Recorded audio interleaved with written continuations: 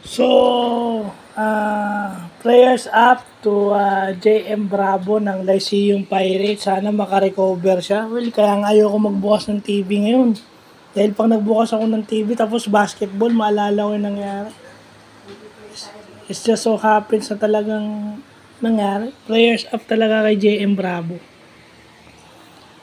Kasi sa akin, pag nagkaroon ka ng spinal injury, dapat hindi ka muna pinaglalaro kasi sabi mong magaling na yung spinal injury mo. Dapat bigyan ka ng at least 1 year o 1 season na off para siguraduhin muna. Kasi kahit magaling yung spinal cord mo, isang collision mo lang, concussion, then what's next after ng concussion? Yung mga ganun. So sana, pag alam na spinal injury, as precaution, hindi ako medical expert, disclaimer, pero siyempre dapat alagaan mo rin yung player para hindi naman masayang yung karir niya. Magaling si Bravo sayang Na ano ko kanina sa Instagram nung makita ko, talagang tirik yung mata niya.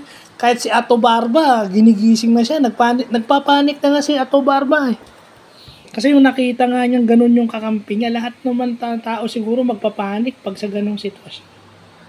No, talagang kawawa. No, prayers up talaga kay JM Bravo. So sana tingnan ng NCAA ito na sana pag may injury na spinal, dapat magkaroon sila ng rule na bigyan ng break.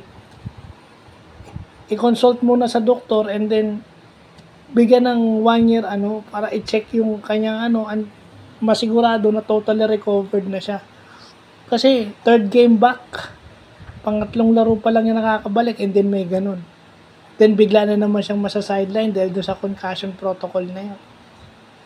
Kahit sabihin mong clear yun, syempre, iingatan na yun. Dapat as precaution, pag may galing sa spinal injury, dapat spinal injury yun Hindi naman yan katulad ng ibang injury na mamamanage mo kahit papaano, di ba? Ito spinal Konektado sa nervous system.